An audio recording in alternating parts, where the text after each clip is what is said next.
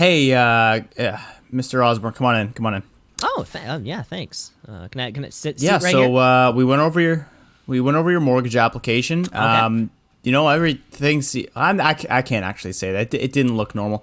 Can you exactly explain what you do for a living? Because maybe you can take. We didn't really fully understand how this is a recurring revenue thing. Certainly. Yeah, certainly. I do, of course, as you can see, the numbers in my bank account show that I can afford this home, without a question, as you can see. So what I do professionally is, stand in places that could be at times dangerous, and then work my way to benefit off of those circumstances. See, we can't really ensure that. We understand you've got a lot of payouts recently from things falling. Yeah. We're gonna have to deny your claim. I was really worried you were going to say that. I do have this letter, though, that I think will kind of clear things up. This is an official letter from Guinness because I was recently awarded the most fallen upon person of all time. I've had over 4,500 things fall onto me. And Guinness acknowledges that I am just an unlucky person. Did you loosen that chandelier above you? Some could call it unloosening. Some could call it bad luck. Guinness seems to believe I'm just not lucky.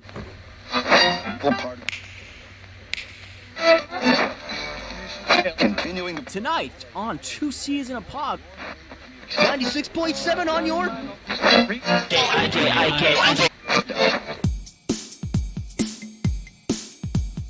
Two C's in a pod, two C's in a pod, two C's in a pod, two C's in a pod, two C's in a pod, two C's in a pod, two C's in a pod, two C's in a pod, two C's in a pod, two C's just like two C's in a pod, two C's because we're two C's in a pod, two C's just like two C's in a pod, two C's in a pod at gmail.com. It sounds like you have a race car behind you. There's the Canada Indy. What's that one called? That's the Formula One. Is the Montreal Grand Prix. Right, the Canadian Grand Prix here in town, driving down Bathurst, which can only mean one thing, and it means that we're back with another episode of the Two C's in a Pod podcast. Of course, this is a podcast hosted by myself, Cameron Osborne, my co-host Cam LeClaire, and we're just two guys having a good time.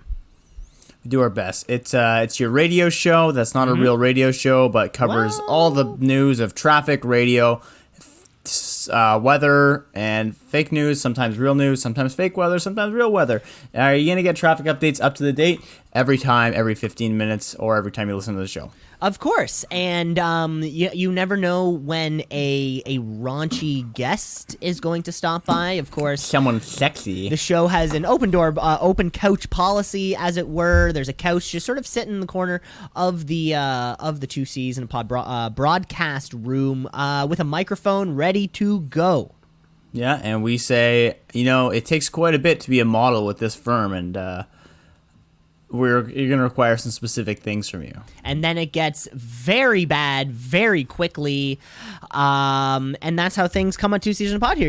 We have had, we did have Felicia Tate-Hody previously on the show, calling in actually from prison. Of course, we can all remember Felicia Tate-Hody donated a fair amount of money to the podcast.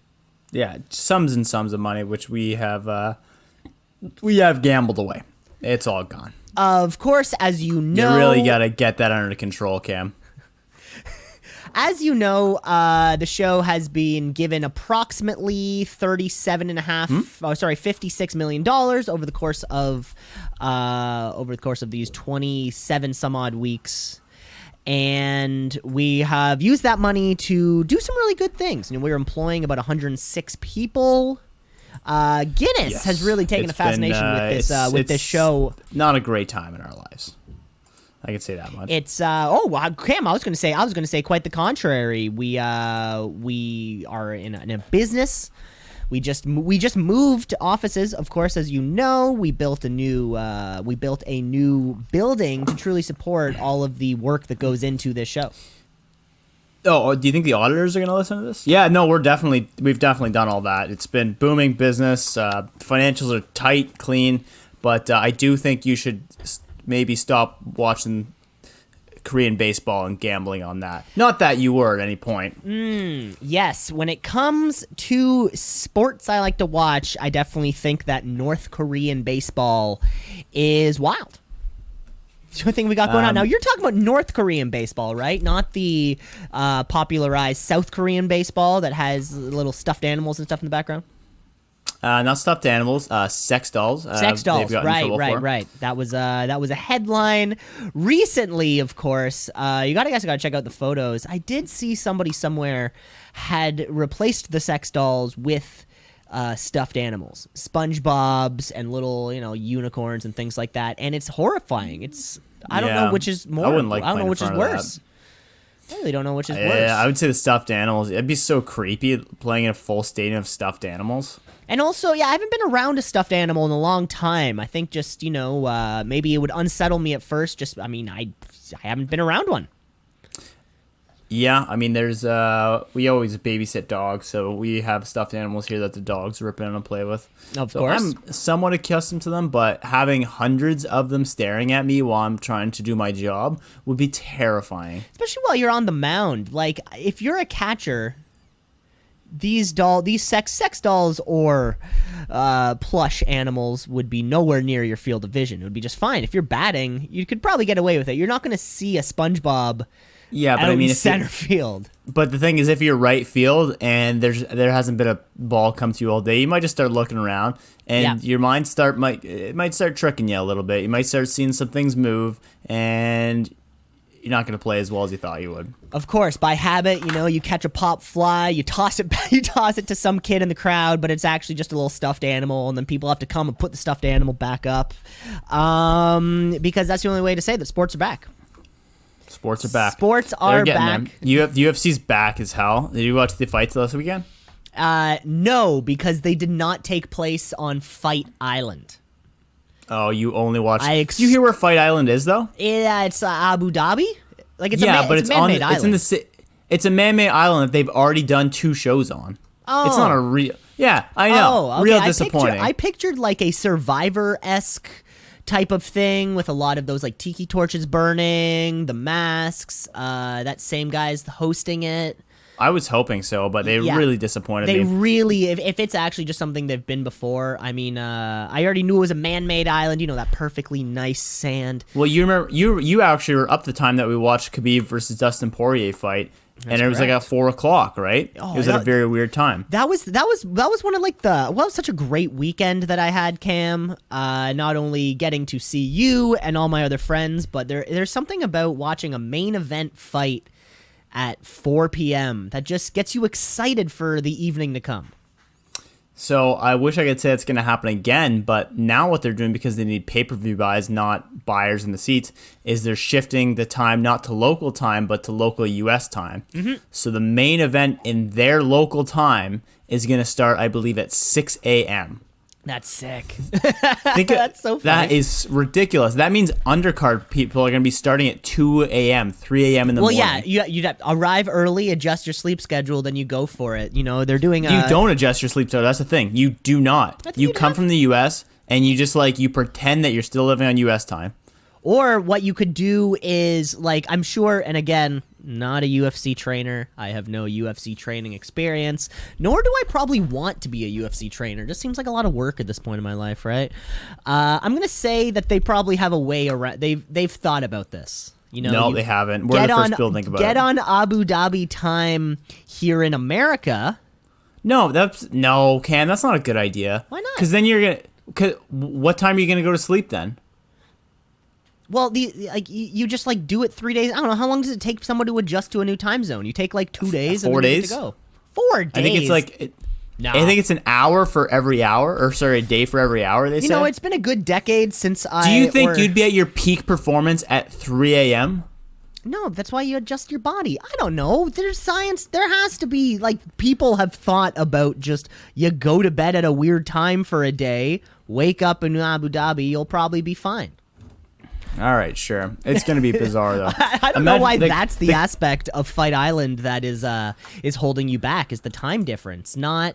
Oh, because it's going to be so... Think about the commentators and stuff. They're going to be like, this is bizarre. It's 110 degrees here. It is 3 a.m. in the morning. We're watching live fights. Like, for us, it's going to be like, great, 10 o'clock start time. Let's go. For them, it's going to be like, this is maybe the most bizarre thing I've ever seen in my life. I'm sure those are the reports that will come out, right? If anybody blames a loss on being tired, or somebody claims a victory on having a few days head start on...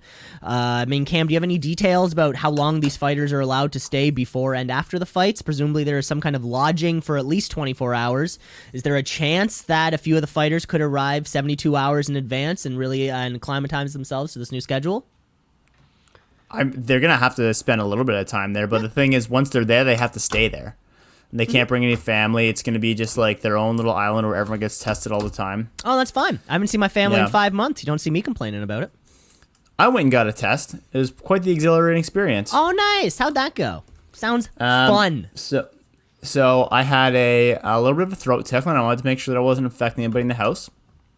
So I called the clinic, and I'm like, hey, is there any appointments for the next few days? And they're like, do you have time at 9:30 today? I'm like, at that time it was 7 a.m.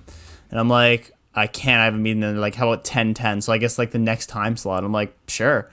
And like that, within 3 hours, I was in there. I waited in line quickly. And there wasn't really a line. It was just like, wait at the front of the line until the person who's getting their test comes out. They came out. I gave my health card to the person. They asked me a few questions. They asked where I worked, all this kind of stuff. Just basically contact tracing shit. And then, then the doctor pulled me in. Not pulled me, but you get the point. The doctor grabbed your wrist he forcefully. Grabbed me in and dragged me by the ankles. And yes, he said, get over here, you little bitch. It was Fuck super. you. It was very emasculating. It was a very emasculating process, I heard. And they taped me to the chair and they said, who have you been with? Who have you been with? Yeah, it's and then that's when it was you an realized. Interrogation. I thought it was a test. Yeah, that's when you realized you were actually at like the sexual health clinic. And they were kind of doing some HIV/AIDS tracing. You had to leave that doctor's office to go to your actual appointment. Right, yeah. Right. So a little bit of a mix-up there. Yeah, it was a little bit of a mix-up. It happens sometimes. So when I got to the real test, I was quite nervous because I wasn't what I expect, so I wasn't too chatty, but he was good at being a little chatty Cathy to me. Oh, how's your weather? Oh, where do you work? Oh, I know that place, yada, yada. Bullshit. Then he goes, okay, here's the fun part. And he pulled out a swab, and he's like, have you ever smelt bleach before? And I answered yes, because that's what I do on weekends. He's like, you know when it burns? I'm like, yep. He's like... Oh, yeah, because Cam, you can handle your sedatives. One little fun fact people might not know about you is that, your chemicals, your bleaches, your isopropyls, that's like a walk in the park. Yeah, no problem at all. No problem with any... Nothing left in the nose. Yeah, they call you Cam Huffer LeClaire. Yeah, it's a talent of mine. It's one of my... Yeah. Anyway, so he tells me, he's like, it's gonna feel like bleach in your nose, and it's gonna like hurt for a few seconds after. Like it'll be like, it's stinging, like ugh, gross, like that kind of feeling. And he's like, that's gonna go away, and you're gonna be fine. And I'm like, okay. And that's exactly what it felt like. He's like, tilt your head up, pull your mask down, bing. And then I just did a swab, and then a little tear came from my eye. He's like, don't cry. And I'm like, I'm not crying. Like, I'm fucking tough. He's like, it's a natural reaction. You literally cannot not cry. And I'm like, I'm not crying, bro. You're crying, bro. Of course. And then, a single tear kind of went down your cheek there. It was quite dramatic. Yeah. And then I was out of there in 10 minutes. So, like, 10 minutes in, 10 minutes out. So, absolutely fantastic experience. If you're at all concerned, would recommend getting a test because they're a lot easier than I thought they would be. Of course they are. I turned out negative, so I'm good. And now, Cam, you get to add yourself to that number, that statistic, that number of people. There are certain numbers, groups of people that you can be a part of, right? And now you can see that statistic and go, I'm one. I'll give you another number statistic that I'm part of. I was checking my daily heart rate for the last little bit to make sure that I was in a good health because I'm training hard. I'm not in the good status. not the excellent status, athlete status. Athlete heart rate status. Baby. So what is that? Yeah, baby. What is that? That's 52 beats per minute at resting heart rate. Okay, that's good. Now, do you have a smartwatch or something? 54. How are you tracking this information? In the what I did in the morning is I just check it like first thing you wake up. I was using when I go on bike rides now. I have a heart rate monitor, so that kind of got me curious because I'm like, what? You can really train very easily in your heart rate zones, so you can figure out, okay, if I'm at this rate, that means I'm burning at like a pretty high rate. From this rate, I'm not really working that hard. This one kind of medium. So you can train in that. If you didn't have a long time to bike, you'd be like, I'm going to stick at 2 to 3 for 45 minutes, and that's the equivalent of going like 2 hours at like a regular pace. Of so course. that got me curious. And then what I did in the morning now, I just wake up, and the first thing I do is I set a like timer on my phone for 15 or 30 seconds, and then just count how many beats per minute I get, and operate off that. I still need to do a few more to make sure I'm like it's normal. But yeah, I'm in the athlete status because I'm a fucking animal. Athletic heart rate from years and years of staying away from our sponsor, Next Blue. Are you looking for the perfect cigarette to bring up that heart rate?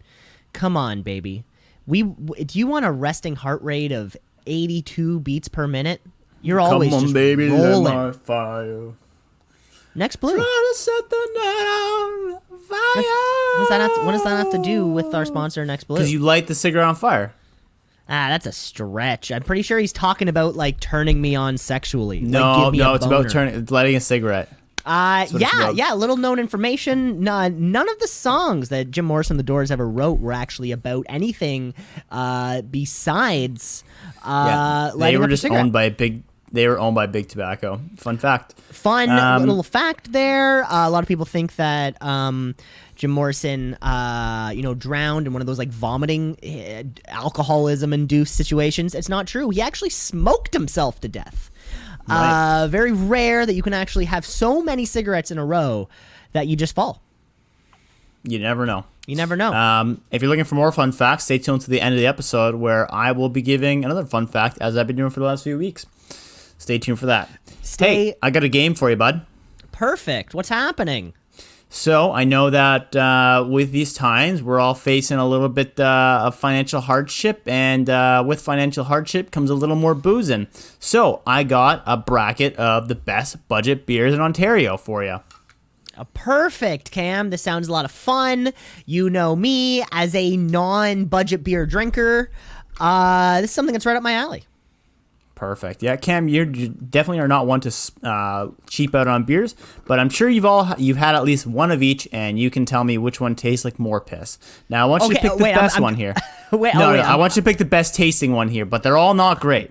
Okay. So I'm not finding the worst. Okay, great. Don't find the worst. I mean, what do you want to do? Would you rather do the worst or the best? No, I think you'd want the best of the shit. Okay, cool. All right, perfect. So on the first bracket here, the first matchup here is OSP Old Style Pilsner versus Carling. Ooh, fuck. This one's tough because Carling tastes bad, warm, or cold. Where at least Pilsner tastes good, or you can drink it cold. I mean, you definitely can't drink it warm. I like that Carling came in those 18 packs. No, we're going Pilsner. Label's cooler. OSP, fantastic label from Saskatchewan. Right. Next up on our list is a hipster favorite, PBR versus the poor man's favorite, Old Mill. Geez, I drank Old Mill first, because it had the sexy lady on the bottle, so of course you were gonna go for it. But Pabst, I think, just has that, it brings people together. Friends have never had a round of good times surrounded by Old Milwaukee, but Pabst Blue Ribbon transcends time and space, quite frankly. So Pabst wins this matchup. Pabst it is. Okay, we got a heavy matchup up here, and I think you've been hitting all my targets as well. You're not hitting any upsets so far. Next up, we're on the third chunk of the bracket, and this one is a highly debated at 3 a.m. in many bars. Brava or Laker?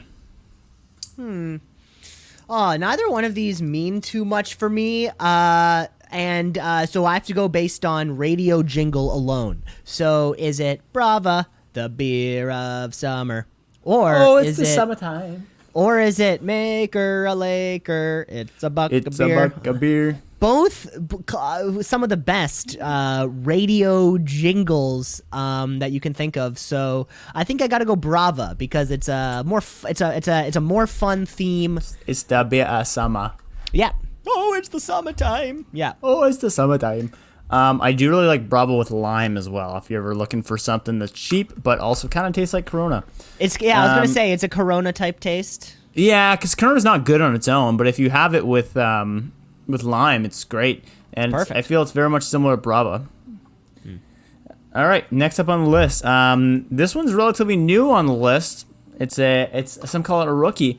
PC beer versus Labatt Blue. Now I've never had PC beer. I will forever associate people drinking President's Choice or No Name beer with just kind of scumbags in the first place. Labatt Blue has a history as pure as what it means to be Canadian. Labatt Blue. Basically, how do you think it's what it means to be Canadian?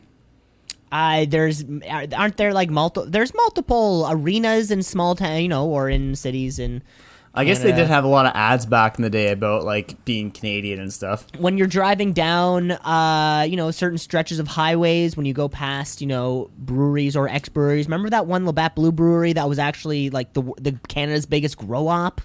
Remember when that happened? I don't remember that. No. Yeah, That's it was news to me. it was oh my god. I would say we were probably like 12 years old, maybe 11 years old, and it was this abandoned Labatt Blue brewery, and then somehow somebody gets a tip, they walk in, and the entire brewery is a grow-op. That's wild. Yeah, it's pretty cool. So they weren't making any beer? They were no, not making any beer, just making pot. We're gonna have to fact check that for next week. Of course, if I just want our producer Bill, just mark that timestamp because we will need to correct that. I can't imagine that call from corporate month over month. Be like, all right, we got your numbers in. You still haven't made any beer for the last 6 months. They're like, well, machines are down. We're bringing in the plumber next week. It was shut down. Like, they weren't...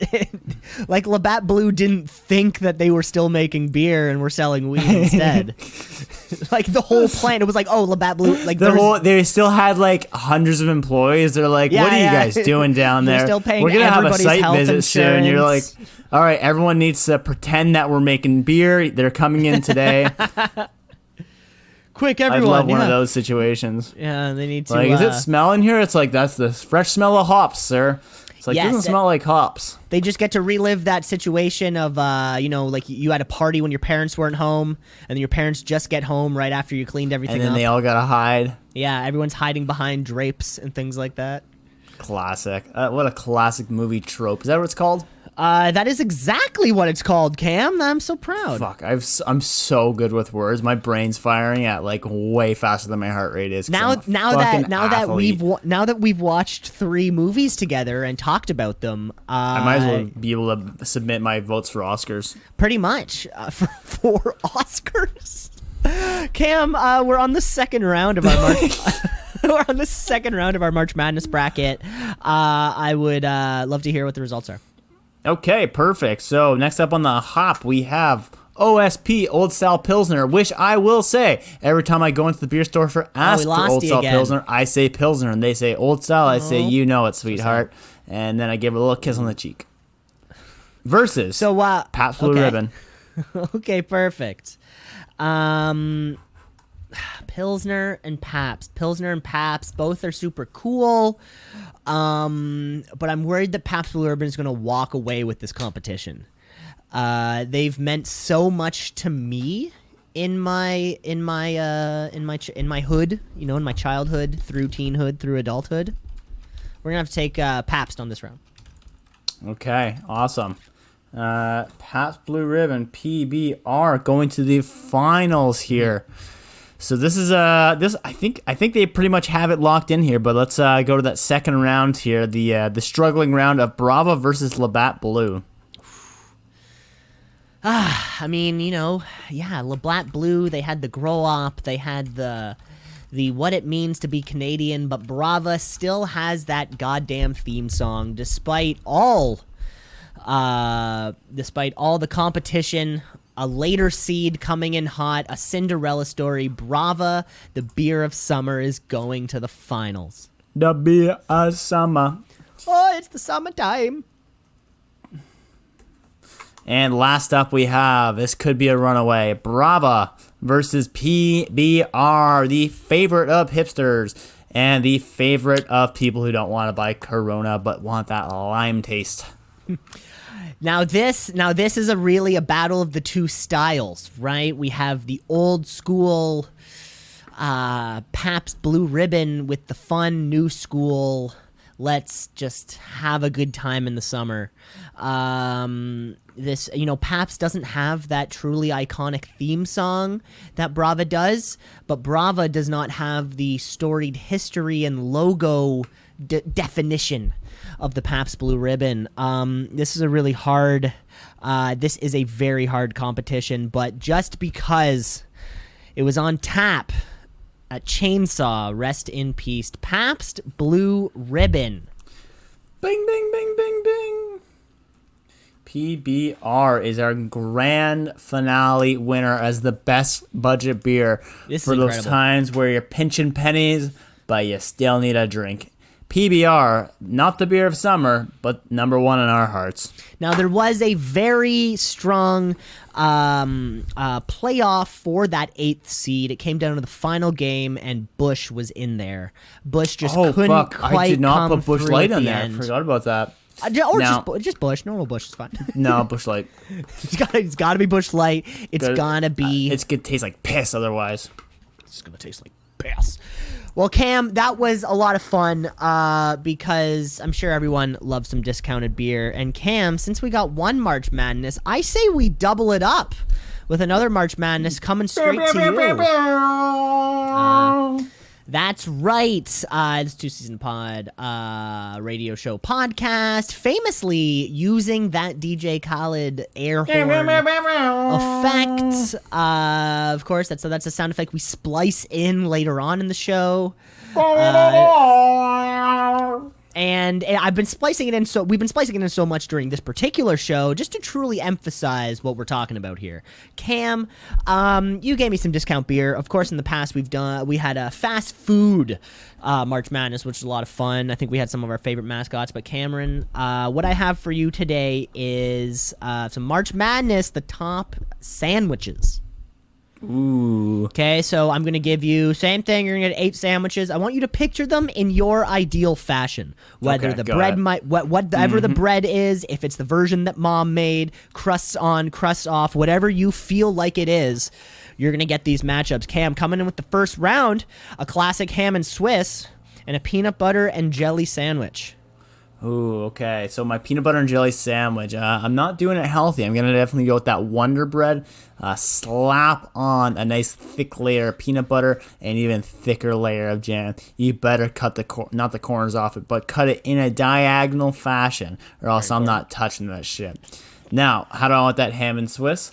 Never been a huge fan of ham and Swiss. But if I'm gonna have to choose from it, I'd like it to be possibly on a artesian bun with at least a few different layers of ham on top of it, preferably Black Forest with some real holy Swiss cheese. But we're going to have to go with the all-time classic peanut butter and jelly on the Wonder Bread. PB&J on Wonder Bread. I'm glad you made that distinction because that is very big. Cam, in our continuing our first round matchups, we have a BLT and a grilled cheese. Ooh. So the nice thing about a grilled cheese is you can do it up well. And the way I'm thinking immediately is you got to throw some bacon bits inside of there. You're not keeping it simple. You want to do at least a few different cheeses. You're not doing a simple slice of bullshit out of the plastic cheese. Like, you're doing it right. Now, on top of that, you're going to get that outside nice and crispy with that, delicious butter that's just coating the outside of it to get that crunch in every bite. My mind is fully on that one. What was the other sandwich again? We have grilled cheese and BLT. BLT, another classic. The first one I think of is like a Tim Hortons one that's just real tasty. Maybe doesn't hit the same spot though as a homemade BLT or a grilled cheese sandwich. But if we're looking at it, it's probably a nice loose leaf lettuce. It's going to have that one thicker slice of tomato, not too much, and then a few strips of bacon. My problem with the BLT is often they double down on the bullshit vegetables, not enough on the bacon side of it. But I like their touch of mayo. Either way, I'm sticking with the grilled cheese sandwich. The grilled cheese making its way through the second round. Of course, my mom's got one of those grilled cheese, pressers. Oh, the panini press. It's the only way I can enjoy a grilled cheese, quite frankly, Cam. We're moving on with the first round. We have our third matchup. We have a pulled pork sandwich. Ooh. And an ice cream sandwich. Oh, God.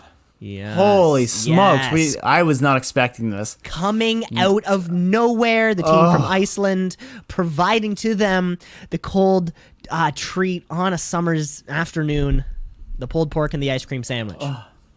You're killing me. Cam is defeated here. I'm it's torn. like you need to take. You're as torn as these athletes are. You need to take a quick time out. Water break, consult with your coach because this is a matchup for the ages. This is a matchup for the ages. Off the top, I'm thinking the last great pulled pork sandwich I had was up north in Halliburton when a neighbor of ours had been cooking, possibly smoking it for 6 to 9 days. It tasted like that at least. Absolutely incredible with the thick sauce on top of it. They didn't even let you have you pick the bun out of the bag, you cut the baguette yourself.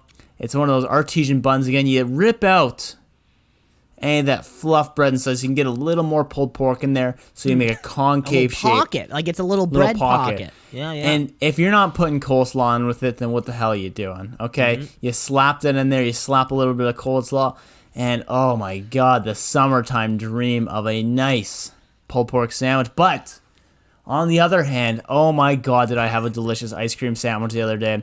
It is from a local place in Kitchener that does this type of thing. I think they're a bakery of some sort. They do cookies and shit. Shannon bought them. I don't know where they came from, but they are absolutely delicious.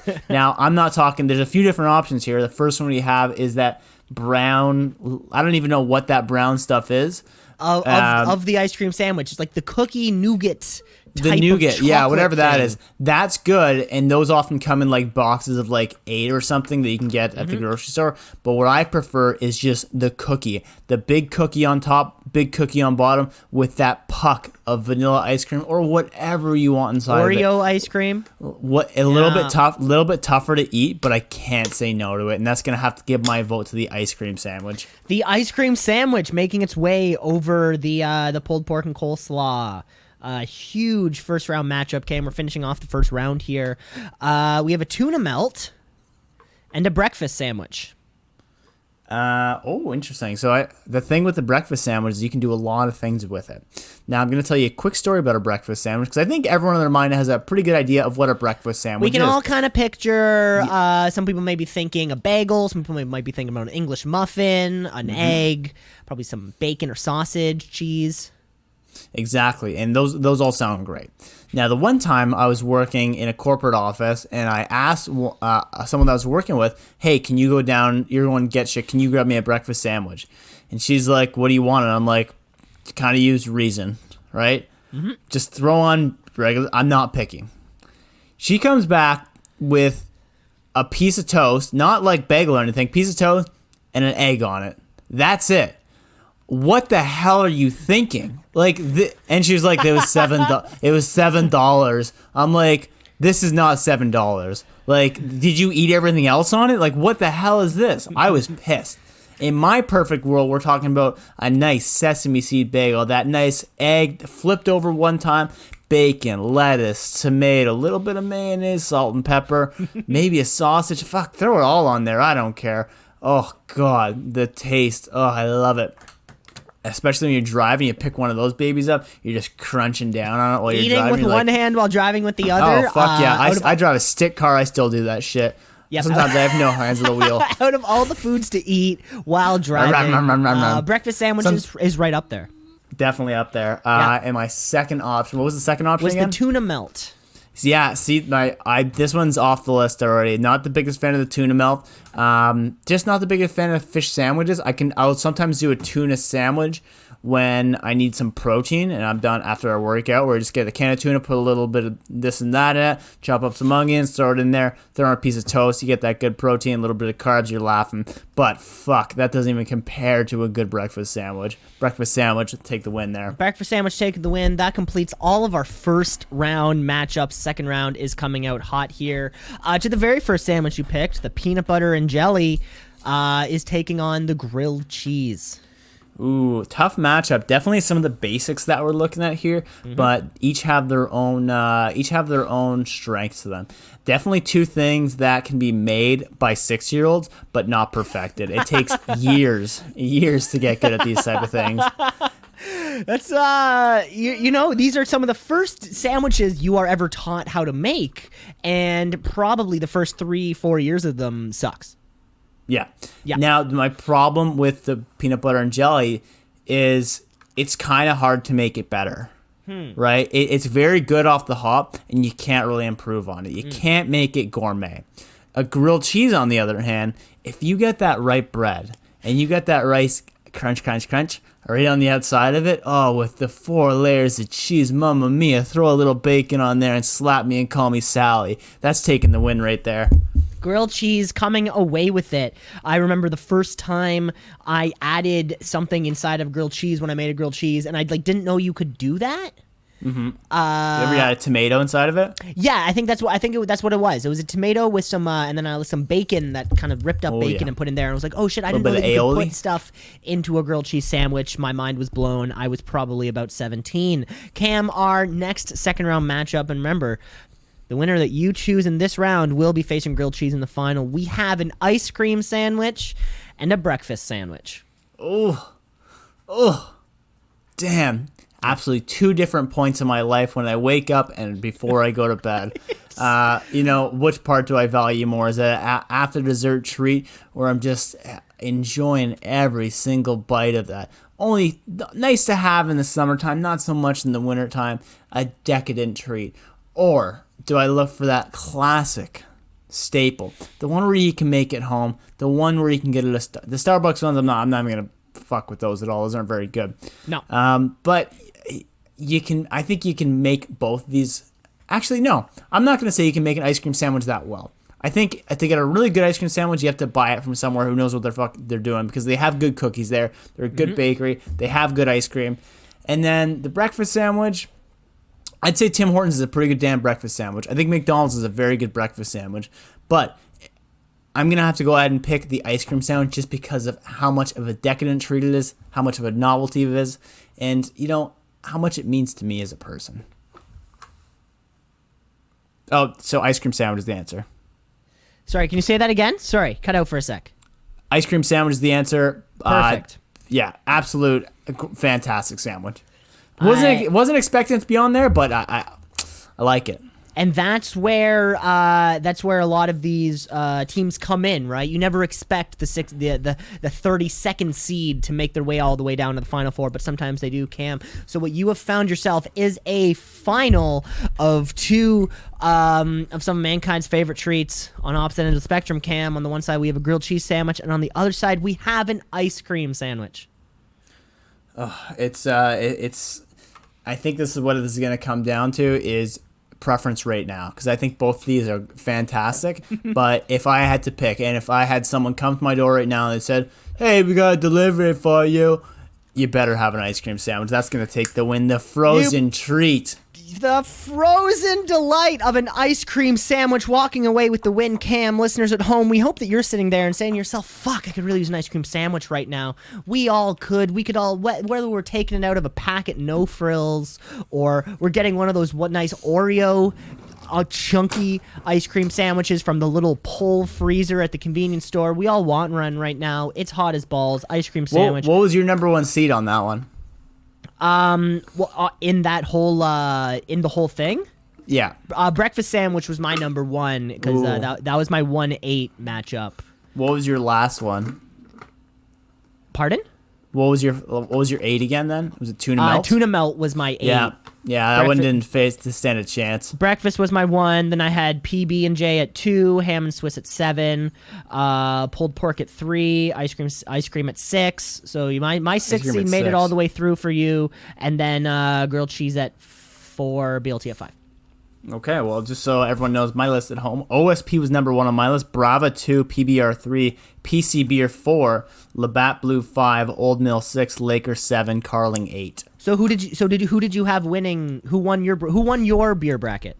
I didn't do the bracket, but my first round pick was OSP. Okay. Yeah. Wholesale Pilsner. I gotcha. Yeah, on my side, breakfast sandwich made it all the way to the end, and there you have it. That was such a fun game. That was such a great. That was a great edition of March Madness, everyone's favorite show. That probably has a theme song. Does it? I don't know. I haven't been writing the songs lately. Of course, as you probably know, we've had some new theme songs, some new games that we have been playing with songs. All that work has been exported out to our audio and visual creativity department. Of course, the same department that's working on our weekly photos. I think if I were to suggest a song for it, can it have at least a backdrop of like a noisy crowd and then like the 3-point buzzer going off or something like balls in the air or something like that? I don't know. Just pitching ideas here. Well, and Cam, and as you know, you and myself are both a equal ownership of the company. We split the company 50-50. So I mean, I guess technically what you say the people in the sound department have to do. You are their boss. Don't forget that. Yeah.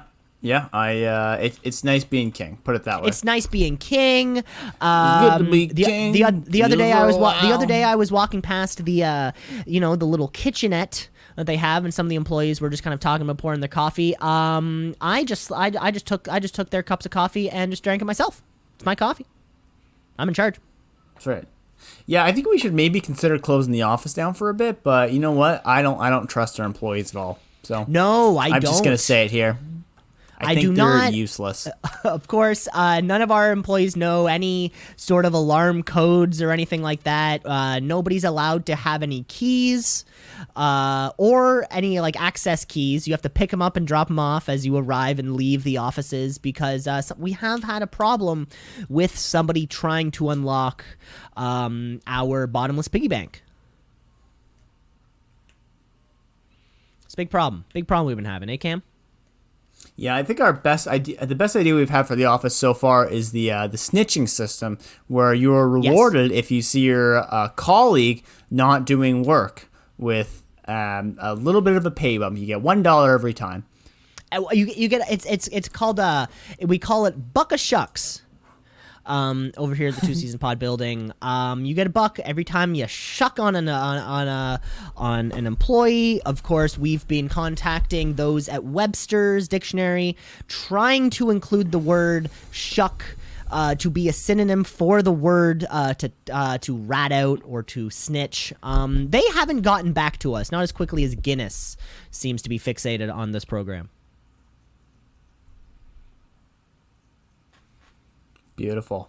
Well, we're wrapping up to the top of the hour here, and I already see the next DJ pounding on the door, looking at me. He's got his cans on, so it looks like we're going to wrap this up. It's Kim Mitchell coming in for his 4 to 7 drive home, of course, when Kim Mitchell plays his own music sometimes, which I don't know if you can hear us outside the booth, but sometimes I know it's CanCon. I still think it's kind of weird when you play your own music. Cam, we're about to move on to our very final game. However, there is something I do need to bring up because corporate will return to us some of the missed information from last week's episode in the form of notes. We got some notes. We got some notes. We got some notes. So Cam, I just got to quickly go over some of the notes that we had yesterday. Cam, you brought up errors and omissions. Of course, they have been omitted or they have been errored. Cam, of course, last week you brought up the Rocky diet. Of course, just sort of pounding eggs into a cup and eating them, or drinking them, rather. And of course, the question was posed, can you actually get salmonella from eating raw eggs? And the answer is you can. But you probably won't. Of course, the United States Department of Agriculture considers eating raw eggs safe as long as they are pasteurized. Okay? If you do purchase unpasteurized... I almost like I was going to keep going, eh? If you do actually purchase unpasteurized eggs, you can do it at home. You can pasteurize your eggs at home just using your microwave. By heating the eggs up enough to kill the bacteria without cooking the eggs, you can make eggs bacteria-free. It's a process that happens in the plant before it comes to our grocery store. However, it does need to be marked on the box whether it is pasteurized or not. There is, of course, always going to be risks in eating any kind of food. Anything can be on it. The USDA figures that if you're eating raw, uncooked, unpasteurized eggs, there's probably a 1 in 20,000% chance that you will ingest salmonella. Damn, those are pretty good odds. So I probably pretty won't do it. good odds that you're probably going to take Cam. And then I think shortly after that, of course, we were wondering about eggs, the Rocky diet. The next question was posed: how much raw chicken do you think you could eat before actually getting salmonella?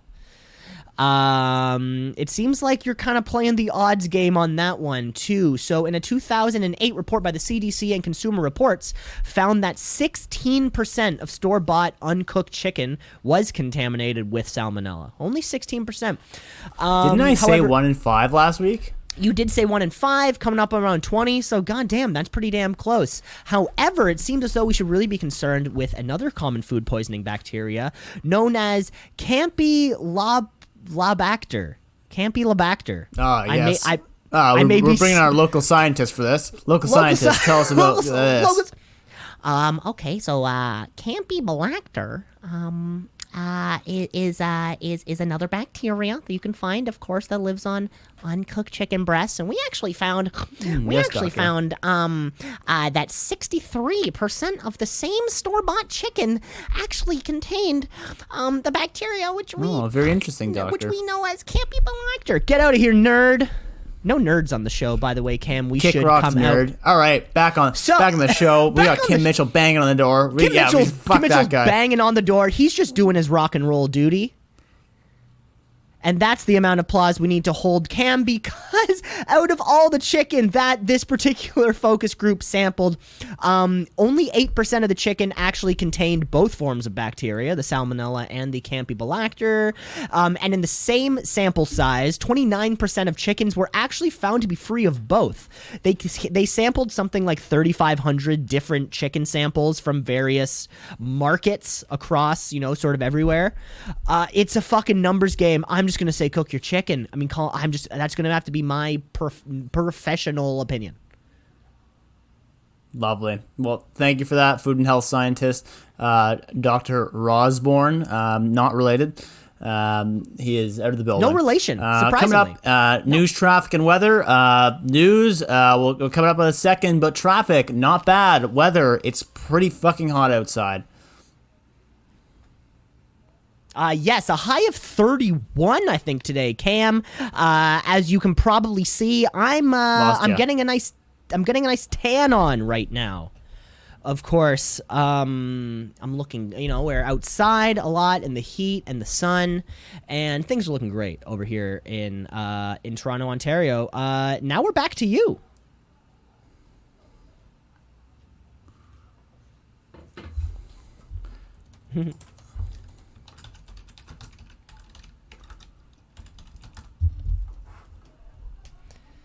I forgot to open these tabs.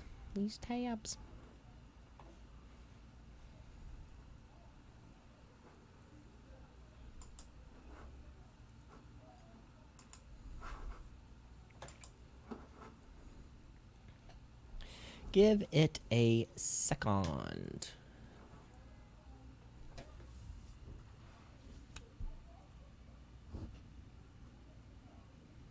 Keep talking, eh? Gotta find when you're back. Yeah, we back, and we back, and we back. Go ahead. Back? Yeah, I'm back. You're not chopping around on me anymore.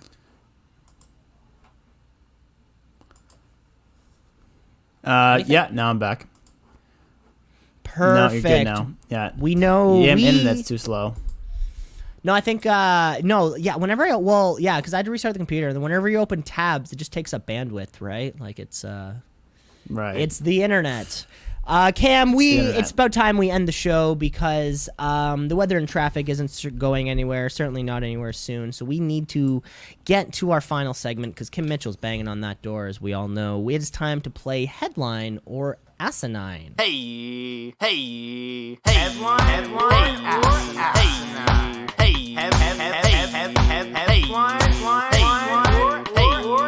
Headline or asinine. Cam and I have 3 different headlines to give to each other. Some are real, some are not, and we just gotta figure out what the heck's going on. All right. Cam, how about you kick this week off? All right, awesome. U.S. military could lose Space Force trademark to Netflix. Yeah.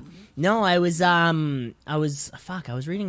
listening to an interview with Ben Schwartz where he was the timeline of those 2 particular things. It was like the show happened and then the real life thing happened. And a trademark's a trademark. And Space Force is gonna get a second season, so they're gonna need that. Also, can you do that though? Like it's a thing. Like, can you call a show Army? Can you call a show Navy? There has to be a movie called Navy or something. I don't know. I'm gonna say those are like different trademark brackets. Does that exist? Our law department is frantically sending me faxes right now with the correct information. But I'm gonna say that's asinine. That is a headline, and it says could lose it. So there's gonna be it's unprecedented. We don't really know what's gonna happen because the Space Force isn't really a thing yet. It's just kind of been like we're making the Space Force, and I mean it's not really like it's been made or anything. It's basically an idea, right? Yeah. So with the Army, it's established, right? But the Space Force isn't a real thing yet. So yeah, they don't really know what's gonna happen, but there is a potential where they're gonna have to do a little wiggling around. But I feel like the U.S. government could easily just go like, yeah, we own that. You can use it, but say like Space Force, the show, the television show. Yeah, no, but I think then why wouldn't you call it Space Force, the real Space Force, and not the show? I think that's the whole point, right? Is that government's not supposed to be above the law. So if the law does, if the law comes in. Non-political podcast, but I disagree. Yeah, we'll have to see, but it's certainly like you said. Also, I mean, using precedent, right? Because prior to the show CSI, the crime scene investigators weren't even called crime scene investigators. They actually put CSI on their bulletproof vests and all their windbreakers due to the popularity of the show. Very, very little known fact right there, which I just want to get people aware of. Cam, I have another headline for you. Are you ready here? Yep. Okay. Father uses his Camaro to pull out his 8-year-old's tooth. Ugh. Let me think how this could be done. So I'm thinking ideal world, you don't really just attach it to this thing because you don't really pull it that way. You probably want to pull it down. So in a perfect world, I think what you want to do is somehow tie it to the tooth and then have a pulley system that hits the ground, then is attached to the bumper so it has a downwards force at a point instead of a forwards force. Now, do I think it's unrealistic? I don't think they did that. I think they probably just tied it to the tooth and went, let's go bananas. It's just about it anyway, and let's make a dumb TikTok. So I'm going to say it's a headline. You know what, Cam, you're right. It just wasn't a TikTok. That is a headline. You're right. I was saying the same thing. Have the kid lie on his back, and then you drive away. At least that would pull it down. But no, they just kind of tied him up with some fishing wire, or fishing line, sorry, and let the guy just all hands on deck on your Camaro. I've never understood how, of course, the classic idea of like tying your tooth around a doorknob, right, and then slamming the door. I understand what you're doing. I don't get how you tie it around a single tooth. Like, how does that not immediately fall off? Understood that. How do you tie such a small, intricate little knot using such a, like, because on fishing lines, the only I think the floss. thing you're forgetting is they're children, so they have small hands. There's no, but does a child's hand have the dexterity to tie a very tiny knot around a specific? I don't know. I've never tried it. Ask Nike. Ask Nike. Did Nike? What did they do? They're using child labor. Yeah, Not political podcast. Jesus Christ, Cam, you're 0 for 2 on this. Cam, give me another headline, why don't you?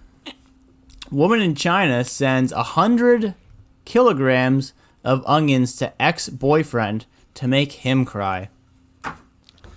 That's a lot of onions. I also love the implied lapse of judgment of, like, they didn't know that, they thought to them, like, just being around onions makes you cry. Like, it has nothing to do with the chopping of them. It's like, or no. standing over top. Like just being in the vicinity of onions makes you cry. Or maybe that was the intention. Maybe these two met on an onion farm.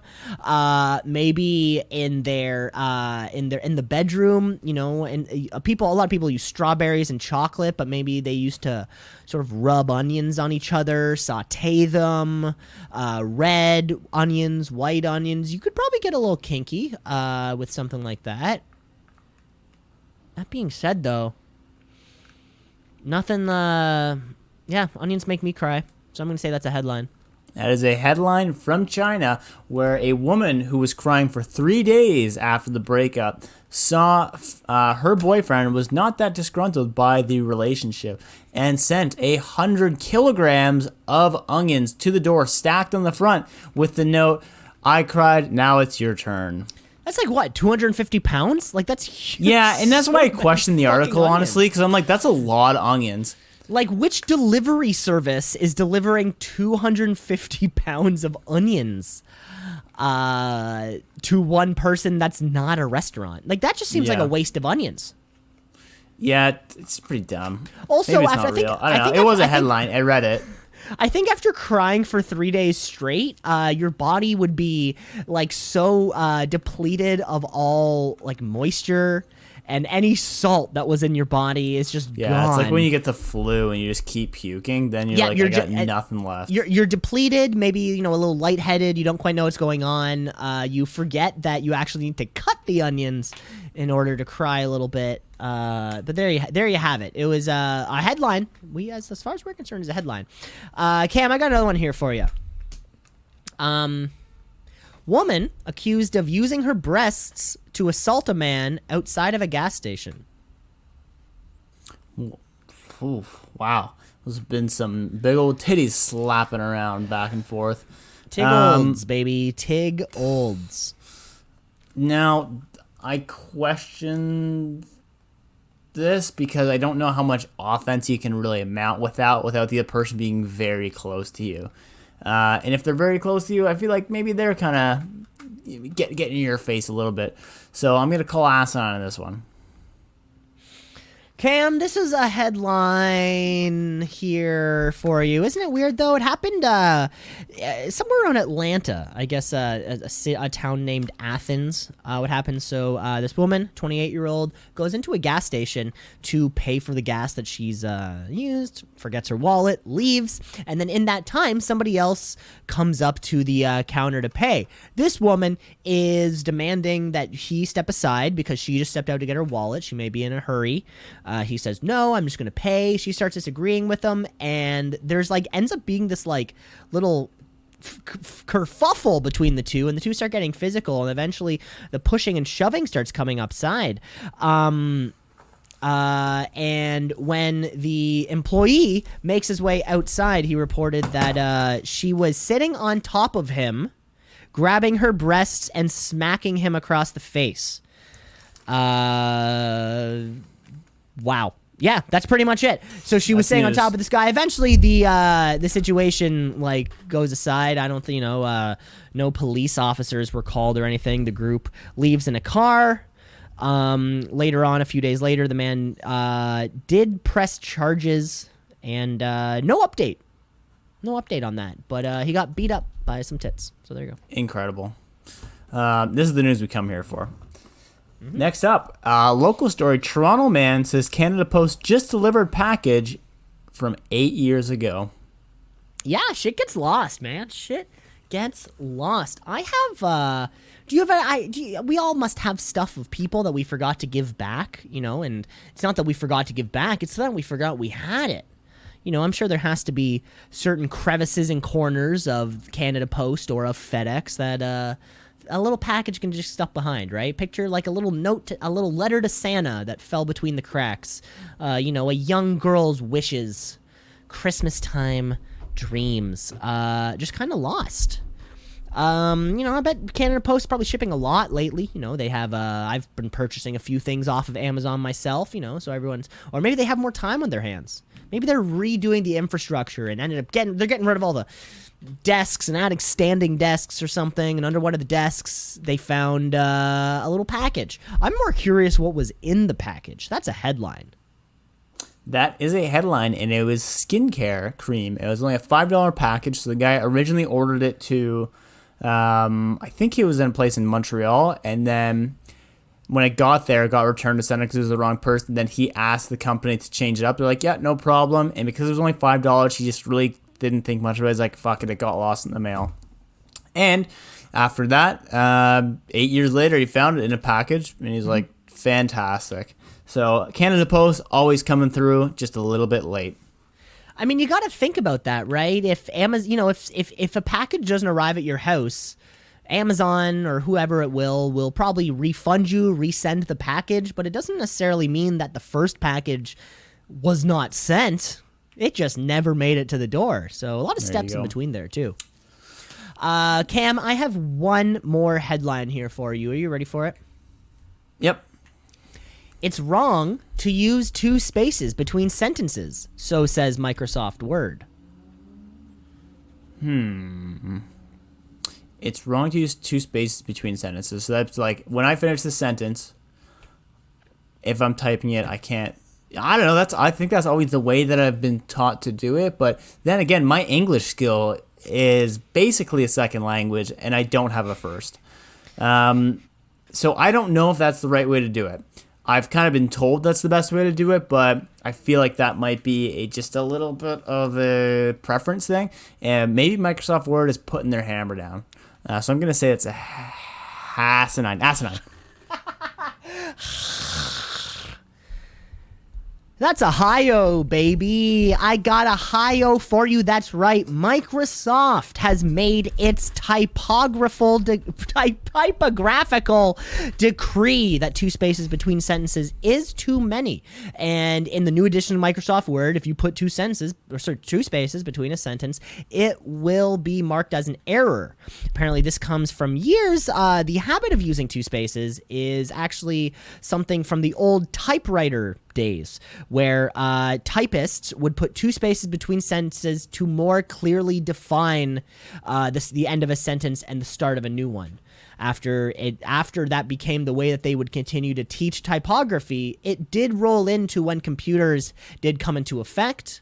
Of course, printing is something that's very clear, rather than using your typewriter. And Microsoft has agreed that it's not difficult anymore to determine when one sentence ends and another sentence begins. So all you kids, trying to write a 5-page essay, I know the old trick. You put 2 spaces between the sentences. You make your period size 20 font and everything else size 12 or something. There's no more getting away with that. 1 space is the rule.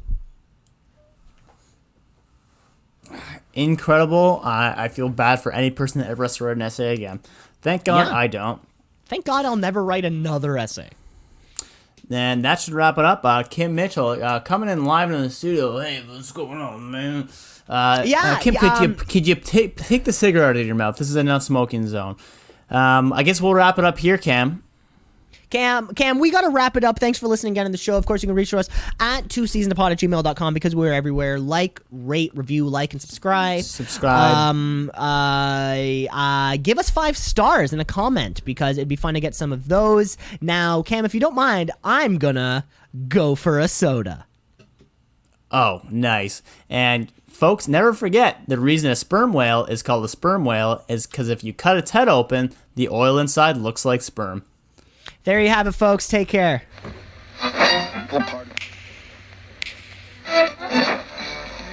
Continuing Tonight on Two C's in a Pod. 96.7 on your...